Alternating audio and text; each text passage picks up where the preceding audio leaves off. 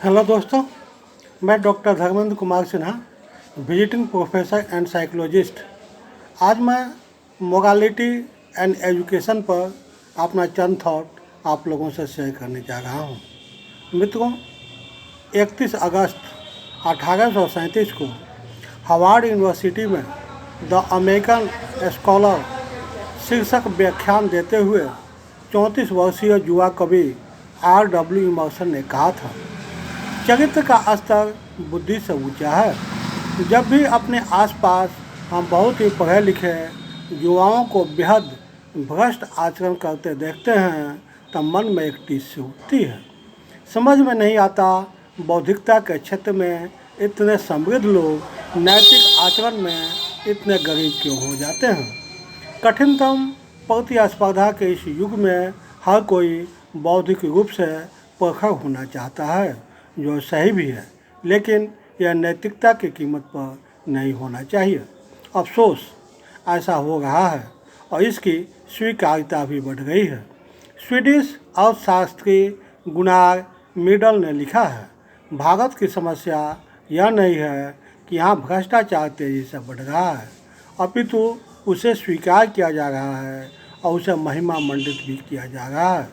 यह प्रवृत्ति बहुत कुछ उसी तरह है जिसमें उत्तर भारत के लोग दहेज कुप्रथा के विरोध के बजाय उसे मांग कर या देकर गौरवान्वित महसूस करते हैं। ट्रांसपेरेंसी इंटरनेशनल की माने तो ईमानदारी के पैमाने पर भारत को 100 में से महज 41 अंक मिले हैं। अजीब विरोधाभास है कि हम लोग ज्ञान के क्षेत्र में जैसे जैसे आगे बढ़ रहे हैं, नैतिकता के क्षेत्र में उतने ही पीछे होते जा रहे हैं। तभी तो APJ अब्दुल कलाम को कहना पड़ा, we have guided missiles but misguided human beings. राष्ट्रीय शिक्षा नीति 2020 में इस विरोधाभास को समझने की कोशिश की गई है। हालांकि इस पर बहस हो सकती है कि नैतिक मूल्य सिखाए जा सकते हैं या नहीं, लेकिन इससे कोई इनकार नहीं कर सकता कि मनुष्य के समग्र विकास के लिए बुद्धि और नैतिक चेतना दोनों जरूरी है। हम में से कुछ बुद्धिमानों को लगता है कि ऐसी बातें किताबी और हवाई है, उनका व्यवहारिक जीवन में कोई महत्व नहीं है। यह बहुत ही सीमित संदर्भ में सही हो सकती है, जैसे दाल में नमक। लेकिन जब आप अपनी हर गलत कार्य को इसी व्यवहारिकता से न्यायसंगत ठहराने की कोशिश करते हैं, तब आप पूरी दाल काली कर देते हैं। याद रखिए, बहुत लोग हैं जिन्होंने बौद्धिकता और नैतिकता में एक अद्भुत सामंजस्य स्थापित किया या फिर अपनी अतिशय गरीबी में भी कोई गलत रास्ता नहीं चुना। आप कह सकते हैं कि ऐसे लोगों की संख्या गिनी चुनी है और समाज के बहुत बड़े हिस्से तो पति पत्नी और बच्चे से आगे कुछ है ही नहीं। श्रीलाल शुक्ल के प्रसिद्ध उपन्यास राग दरबारी में शनिचर कहता है, यहाँ बिना मतलब के कोई कटी उंगली भी नहीं। समाज का एक बड़ा तबका जाने अनजाने बेहद स्वार्थी एवं संकुचित सोच वाला है।